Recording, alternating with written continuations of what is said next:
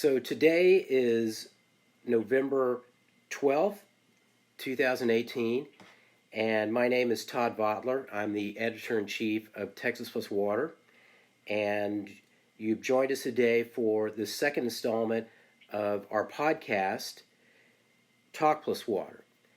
So I'd like to introduce our guest today. His name is Matt Weiser, and he's a reporter with Water Deeply. Matt, welcome and thank you for joining me. Thanks, Todd. Thanks for having me. So why don't you tell the listeners a little bit about yourself and what you've been doing? Okay, well, let's see. About 3 years ago, I helped launch a website called waterdeeply.com, which is part of a larger organization called News Deeply that created a bunch of niche websites to cover sort of specialized subjects that are not getting a lot of attention globally. And I was the first managing editor of Water Deeply and helped sort of decide what we would cover and the initial structure of the organization.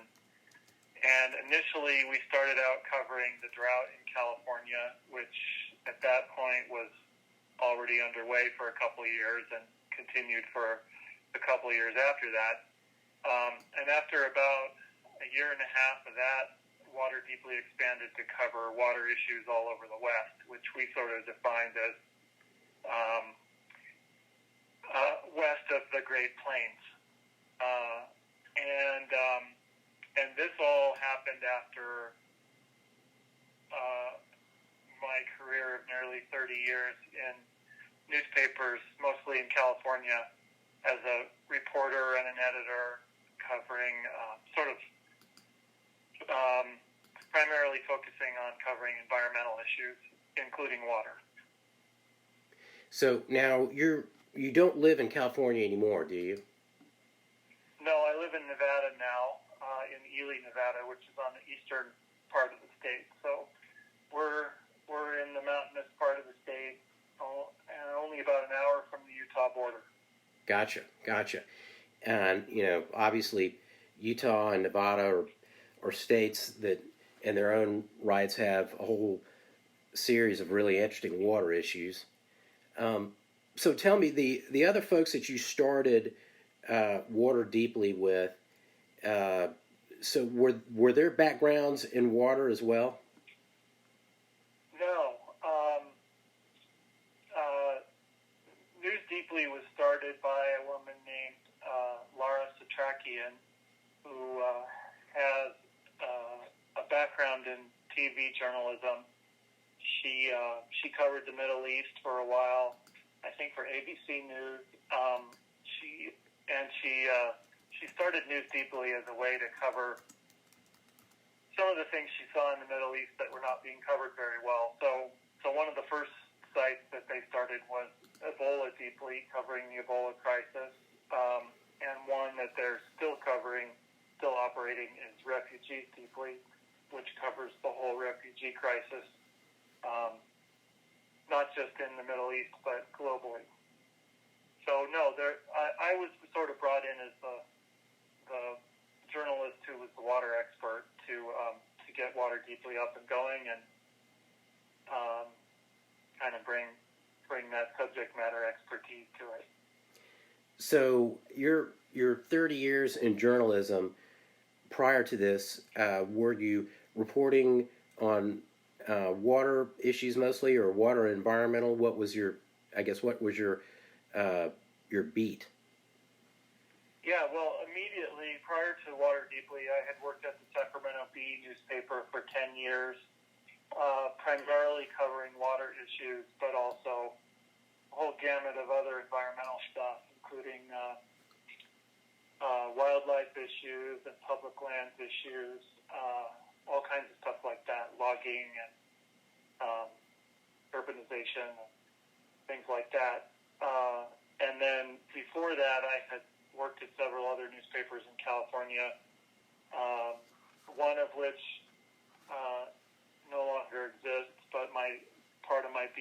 was covering the Sacramento-San Joaquin Delta, which is the biggest estuary on the west coast of the Americas, not just the United States, but all of the Americas. And it's where the two biggest rivers in California converge, and it provides, it's a diversion point for water that serves like 25 million people in California. So because it's so important to the whole state, that's where I kind of cut my teeth covering the large-scale water issues. And prior to that, I had mostly covered other environmental issues in California, including air quality and land development and logging and wildlife issues and resort development and all kinds of things like that. So which of those major categories, I guess, water, land, air, which one do you enjoy the most? Gosh, I'd say water is right up there because it touches on all the others. And that's something I've always enjoyed in covering water. Whenever you write about a water issue, it usually involves writing about a lot of other things, which makes it very interesting, but also very challenging. Because we all need water, whether we're humans or animals. And so whenever someone talks about diverting water or storing water or pumping groundwater or dumping waste of some kind into the water, it has to do with everything else. It has to do with people downstream. It has to do with the animals that live in the water or drink the water, and so on. So I'd have to say it's water. Even though I've really enjoyed covering wildlife issues, I'd say water is more interesting because it's so, the scope of it is so large. You know, as soon as I asked you that question, I thought to myself, well, I hope he says water, because, you know, this is a water podcast, and I that turned out well, but, I don't know what I would have said if he'd said air or something, but so now, since you've been doing this for a while, what do you think are the elements that make for a good water story, good article on water? Well, that's a tough one, but it's a good question because oftentimes water isn't covered very well. But to me, when I read a water story, I always want to know, or when I start planning my reporting on a water story, I always want to know what's upstream and downstream. And too often when I read a water story, it doesn't address those issues. So that's something I always try to address in any water story, because you can write about a water issue, whether it's a new water right or a new attempt to store water or a new water treatment project, water recycling project, whatever it might be. And it's tempting to just look at that project in isolation. But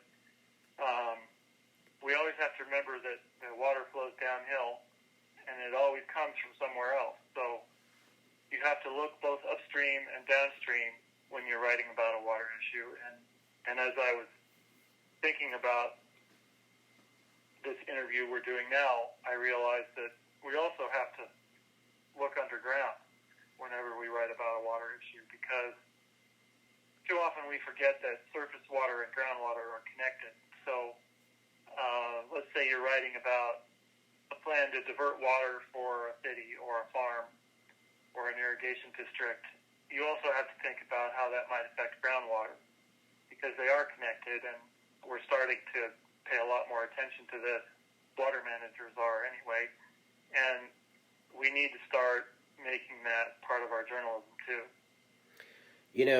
A couple things there. One is when you use the terms upstream and downstream, I started thinking, I do some training on collaborative decision making, and there's those terms are used there to describe, upstream issues, or well, there's some issue developing, but maybe an action hasn't been taken yet. And downstream is kind of here's where there is conflict associated with something that's been done. Yeah. But you mentioned the disconnect between surface and groundwater management out in California. That's a major issue in Texas still, and Right. has really driven a lot of what's gone on here in terms of water management, water policy, over the last 20 or 30 years.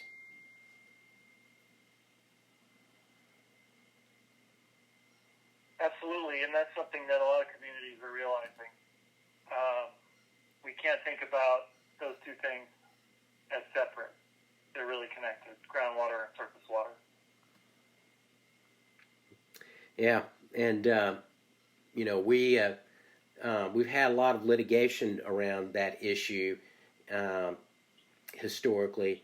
That in state courts never went anywhere because we have the rule of capture for groundwater, the law of the biggest pump, which is really it's a tort law, and it doesn't allow you to sue your neighbor for impacting your well or your springs.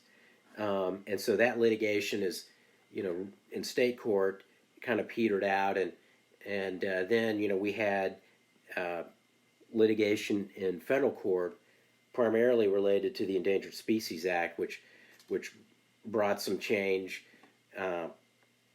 If you look at, for example, the Edwards Aquifer, where there's a pretty close connection between ground and surface water. But we're still kind of struggling with that, and I guess most of the West is still struggling with it as well. Indeed, yeah. In California, they have a relatively new law called the Sustainable Groundwater Management Act, which was passed, I think, in 2014, and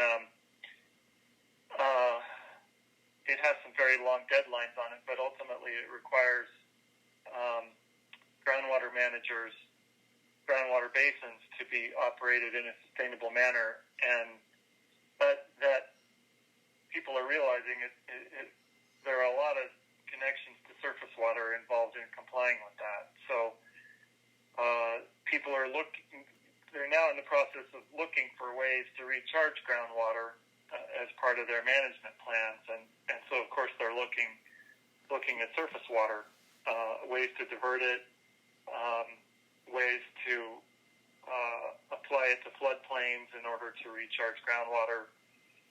So there's all these, in California, there's all these developments taking place involving that connection between surface and groundwater. Yeah, and those, when you think about that, that's complicated to explain to the public, I think. I mean, generally, people don't really have any kind of a background in water management or hydrology. And so that just, brings to mind another question, which is, you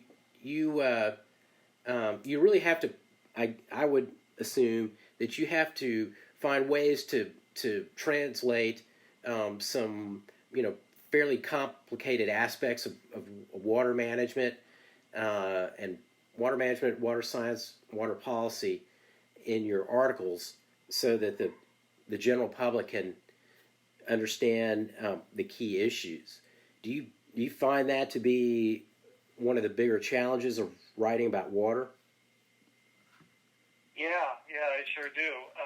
Even though I've been covering this stuff for a while, it still trips me up all the time in terms of trying to explain complicated water stuff to general readers.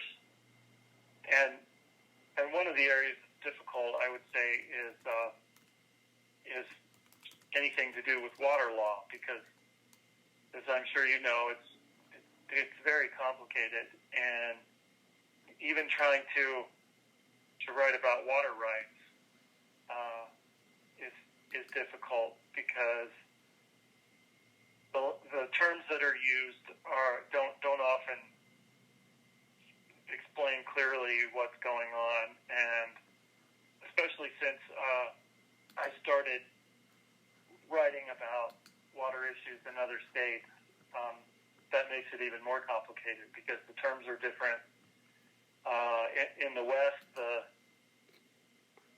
fortunately, the general principles are pretty similar across the states, but the way that the law is applied is very different. So that gets to be very complicated, and so it's a steep learning curve for sure. And one of the best and only ways to get around it is to interview somebody who's an expert on water law, but also good at explaining it in simple terms. And folks like that are not easy to find, unfortunately. When you think about it, as you mentioned there, each state's got a different way that they do things. Sometimes they're not, fundamentally different, but they're different enough that, you find very few people who are really mastering water issues, water management, water policy across multiple states. And, I'm just curious what you think about this. I always hear people saying, well, what we really need is for, the federal government to, I guess, intervene and manage water and kind of, take that responsibility away from the states.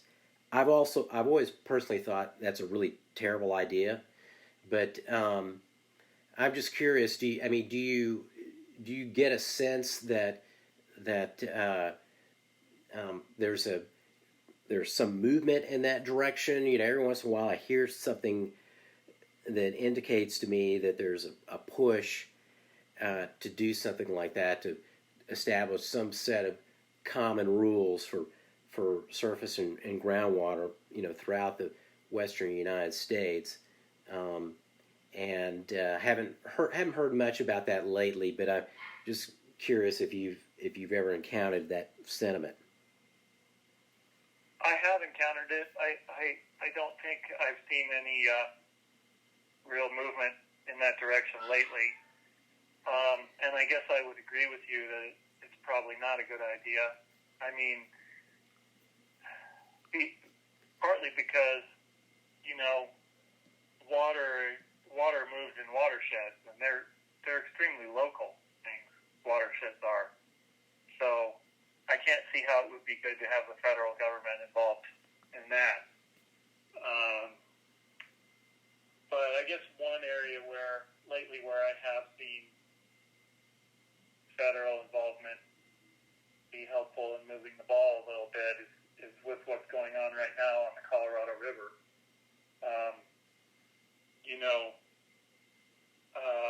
It's coming down to the wire there with over allocation of that river, and all the states who depend on the river are scrambling to come up with these drought contingency plans, which are an effort to avoid shortages imposed by the Bureau of Reclamation due to the long-term drought there on the Colorado River.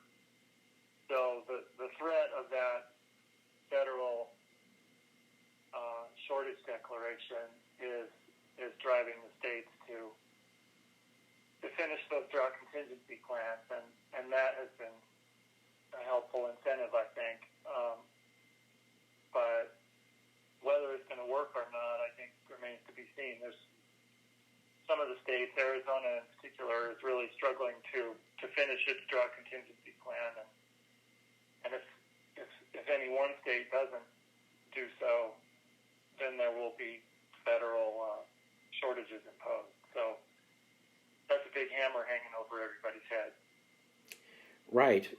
And, of course, we have our own Colorado River over here, and so one of the things I always have to do when I'm talking about the Colorado River out west is to kind of remind the audience, now we're not talking about the Highland Lakes, and we're not, talking about Central Texas.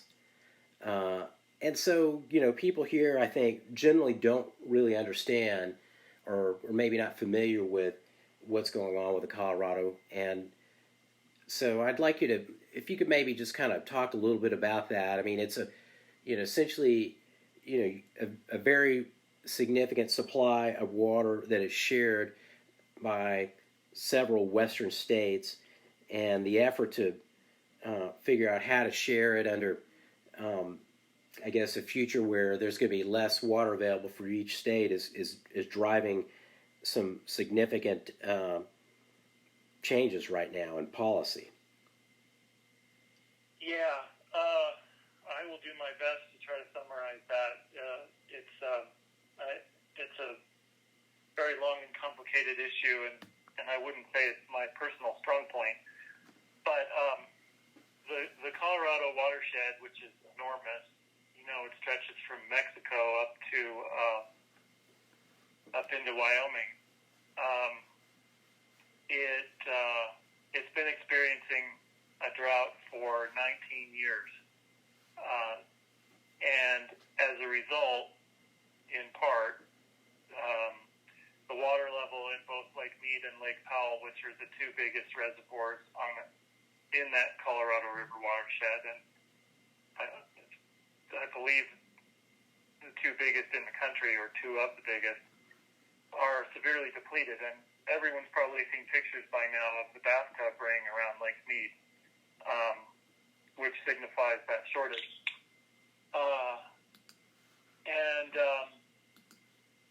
The water in the Colorado serves something like 40 million people in those 7 states, as well as Mexico. And under an agreement signed between those states, I think in 2007, it was decided that there were certain tiers of shortage that were declared based on the water elevation in Lake Mead.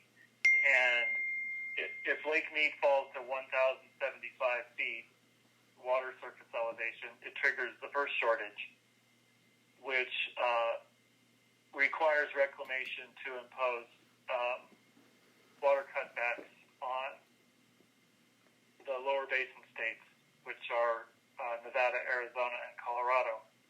And Arizona, of those 3, is the one that depends the most on that water from Lake Mead. And it would mean some big changes in farming and land use in Arizona, which is, as we all know, is a very fast-growing state. So there's a lot to worry about there. But it's not just Arizona. It extends into the upper basin, which I wrote about recently for Water Deeply. They've recently had drought conditions declared in places like Aspen and Steamboat Springs, which are things we just haven't heard of before. And that's because what's happening in the Colorado watershed is not just long-term drought, but it's climate change. It means snowpacks aren't what they used to be. More of the precipitation in the Rockies is falling as rain rather than snow, which means you don't have that winter snowpack to refill all the reservoirs and rivers in the summertime. So everyone is confronting the reality of climate change in the Colorado Basin from Wyoming to Mexico. And it's just an enormous hydrological shift for all the people in this huge part of America and Mexico that have depended on that water for so long. And part of the fundamental problem is that when the water reservoirs in the Colorado River were developed, we overestimated the amount of runoff we could expect from the river, and it's turned out to be less than we thought. So there's what's called a structural deficit in the water supply on the Colorado River, which means that we allocated to the state something like 1.7 million acre feet more water than actually exists. And that, I may not have that number exactly right, but the point is that the states came to rely on more water and actually take more water from the river than than nature was capable of putting in it. And that's why everyone's dealing with shortage now. It's just kind of a little aside to all that.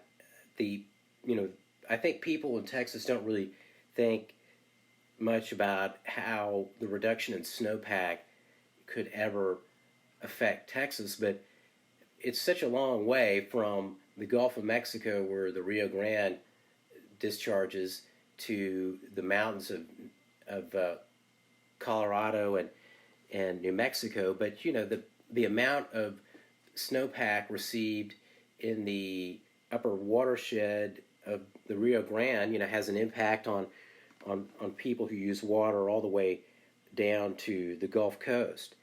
Right. And, I think a year like this, where you look at Elephant Butte Reservoir, I don't know what it is today, but, recently it was at 3% full. Yeah. It's just, it's kind of a hard thing to wrap your head around, particularly since, the Elephant Butte's not even in Texas. And so I think here, because so many of the watersheds are either completely or almost completely within the state, there's just not a whole lot of attention given to what might be happening in other parts of the West concerning water, because we're just generally not used to thinking about how that's eventually going to impact our water supply.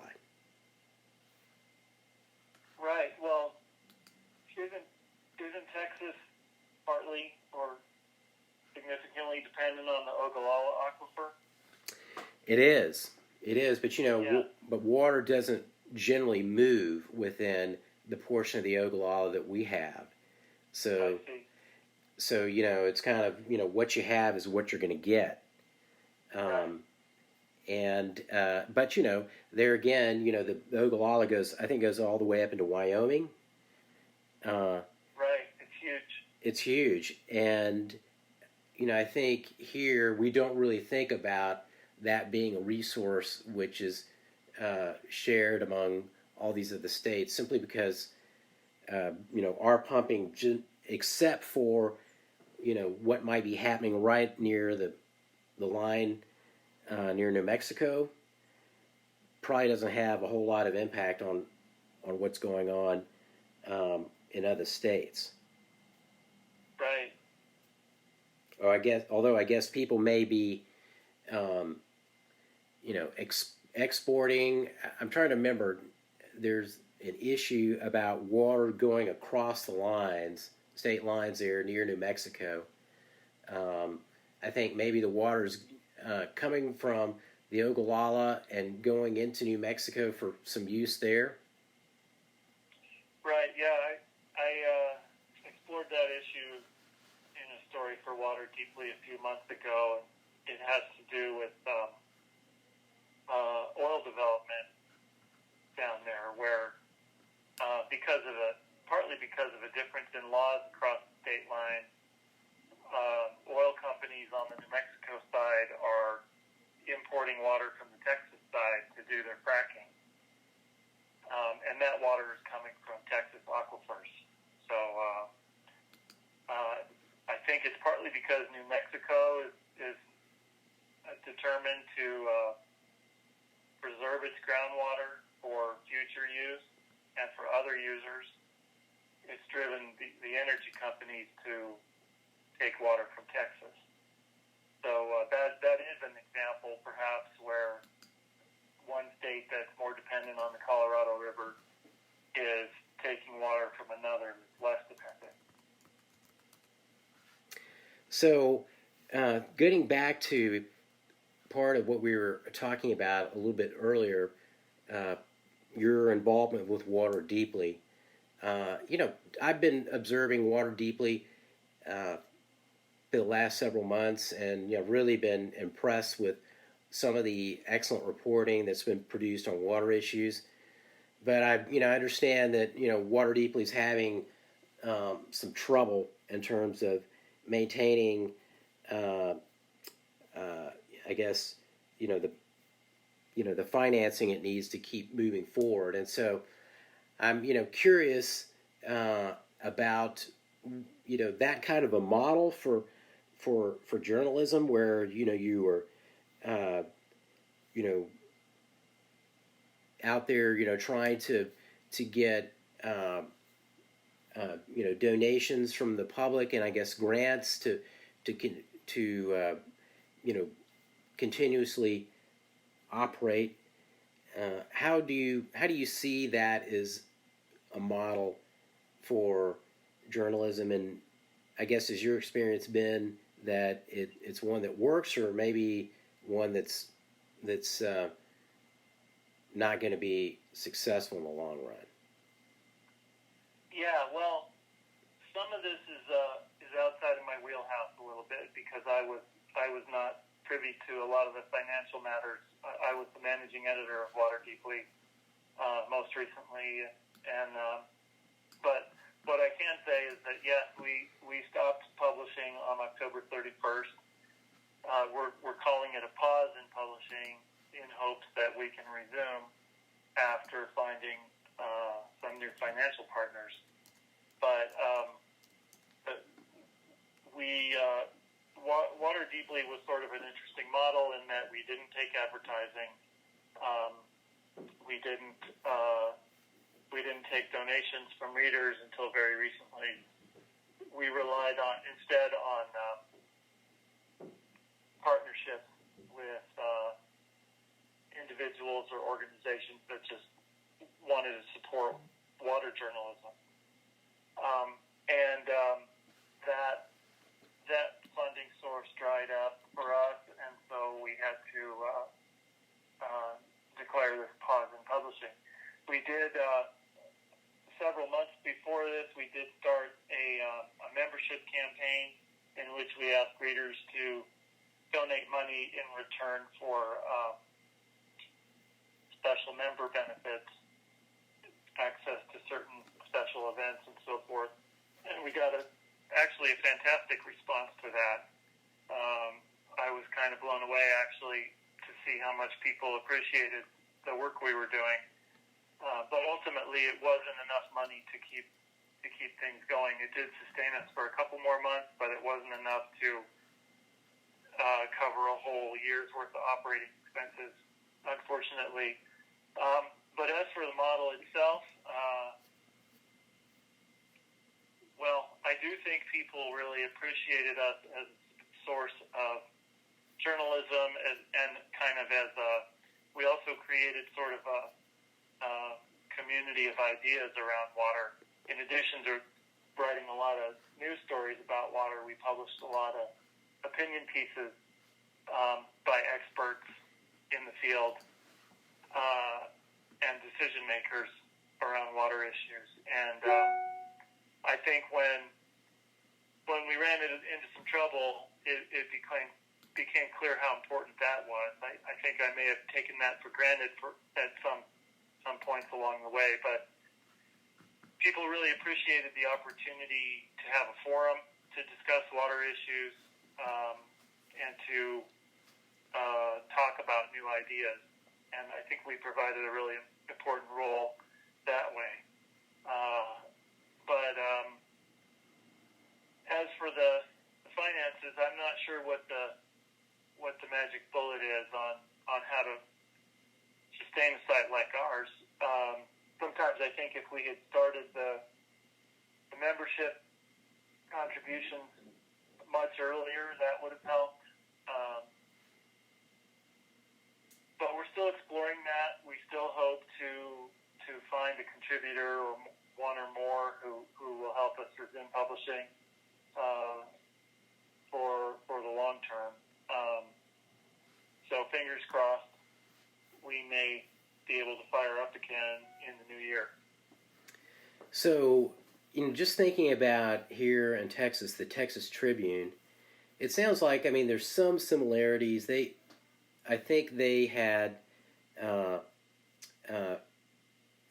at least somebody or some folks maybe who were supporting them financially, some organizations. I'm not totally sure about that, but they also had, they do sell advertising and have membership, a membership program. And I know that they're very careful in their articles to to say, hey, this organization we're reporting on, they have contributed to the Texas Tribune in the past, or they're contributing now, or something like that. Is that one of the issues that Water Deeply was trying to figure out? How do you have take money from folks who you're doing advertising for, but also report on them at the same time, and find a way to balance that? Yeah, that is something we ran into a couple of times. There were a few instances in which we were approached by water bottling companies, for example, wanting to partner with us, and it was tempting for sure financially, but we ultimately decided that was not the kind of partnership that we wanted to opt for, because we're all aware that there's a certain amount of controversy around bottled water these days, and rightly so, I think. So we didn't want to tie ourselves one way or the other to that issue. So we opted not to take money from those groups. But as for your point about organizations like Texas Tribune, I think it's probably easier for a general news site to sustain themselves on reader contributions, because you can rope in a lot more different kinds of readers. Whereas Water Deeply, we were water news 24/7 and nothing else. We didn't write about it unless it touched on water. So, we couldn't recruit readers who are interested in politics or other environmental issues, for instance. We were only relying on people who care about water to join our community. And I think that may have been an issue for us. So, by nature of our specialized journalism, it kind of limited who we could recruit as a contributor. Right. But I guess, going back to the question of, how that you're really making impact, it sounds like, one way to know that is it sounds like you had a really good response when you went out to the public, or when Water Deeply went out to the public and said, hey, we'd like you to support us. And kind of piggybacking on that, were there other ways that you could tell that your articles were resonating with the public, throughout the time that Water Deeply was publishing? Yeah, absolutely. One of the ways was that we always allowed other media to use our stories, to republish our stories at no charge. So our stories were picked up by many other news organizations who, for instance, who did not have water reporters on their staff, or who were unable to cover a particular water issue in the kind of depth that we did. So we saw a lot of that going on, which was very fulfilling, and it showed us that the work we were doing really mattered. Another example was, like everybody else, we shared our work on social media, and we got a lot of shares by other people, a lot of retweets and so forth, and we tried hard to foster that social media community, both to share our work and just to explore what our reach was. And and it was always very positive. Another little personal note was that in 2017, I received a journalism award based on the work that I did for Water Deeply. It was an annual award by the Bay Institute in California called the Harold Gilliam Award in environmental reporting, and that was really cool, and it was something I frankly never expected to see after leaving daily newspaper journalism and going into this crazy new world of online journalism. So that was really cool, and it was nice to see that an established journalism award like that would recognize a new outfit like Water Deeply. So those are some examples. So, you mentioned how you were having a lot of different news organizations pick up your water articles. I'd like to just kind of explore that a little bit. Sure. It seems to me that maybe in the past there were more reporters who were kind of dedicated to water issues than today. I'm not sure about that. I've gotten the impression that might have been the case. So I'd be interested in hearing your take on that. And also, what I've noticed here is that when we've got a drought going on, there's a definite focus on that by the media, and there may be a lot of water articles written at that time, and then when the drought's over, it seems like a lot of times those reporters are reassigned to something else. Right. Yeah, I can totally vouch for that. When I started at the Sacramento Bee, I think it was around 2005. It's the capital of California, which in many ways is a nation unto itself.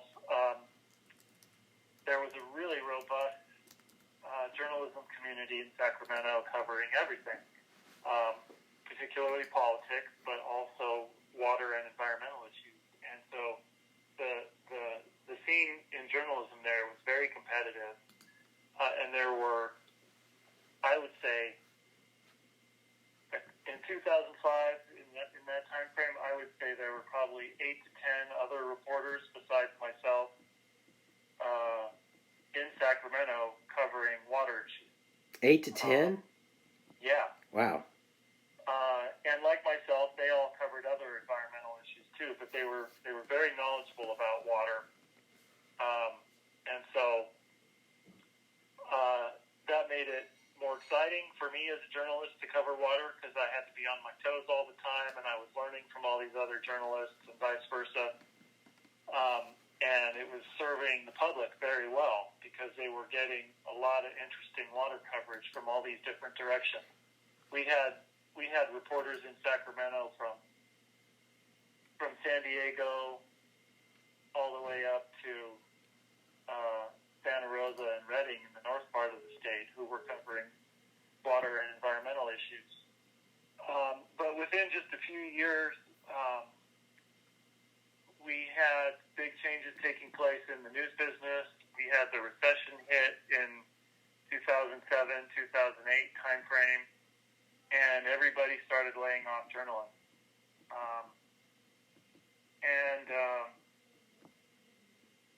And so a lot of newsrooms got emptied out. People pulled their capital reporters out of Sacramento.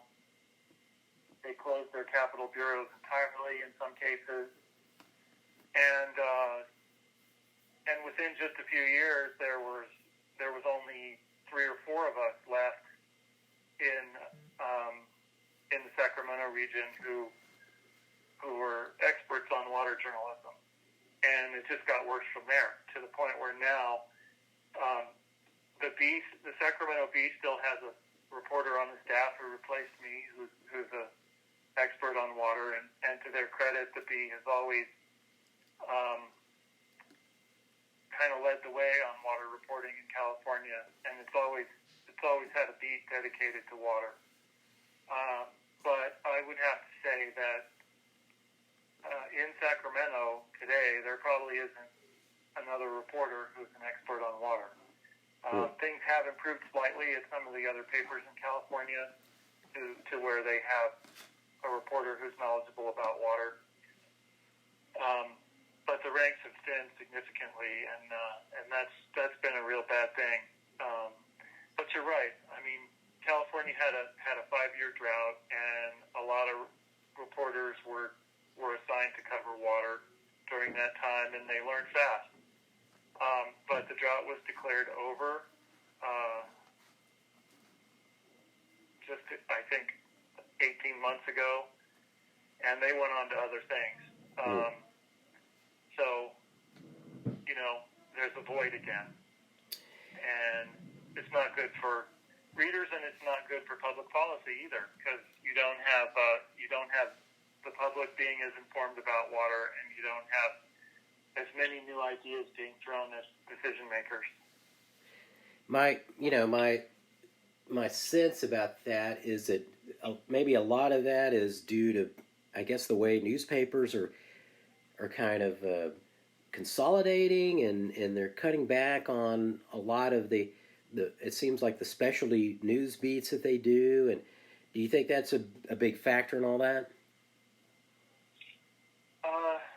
That has been a factor, but that particular factor didn't arise until after the media business started having all kinds of problems. And the big reason for that was the rise of the internet, of course, which sucked a lot of advertising revenue out of newspapers, which is what caused newspapers to pull back and lay people off and cut their expenses and close their capital bureaus and on and on and on. Right. So, newspapers, frankly, were slow to embrace the internet, and that hurt them. And there's a certain irony in the fact that I went on to work for an internet news site that tried to fill some of this void. And, for us, at least at the moment, it hasn't worked out. We're all still trying to figure this out. How do we continue to provide good journalism in this era where all the eyeballs have moved online? It's still a tough nut to crack. Yeah. Well, that's probably a good place for us to wrap up here.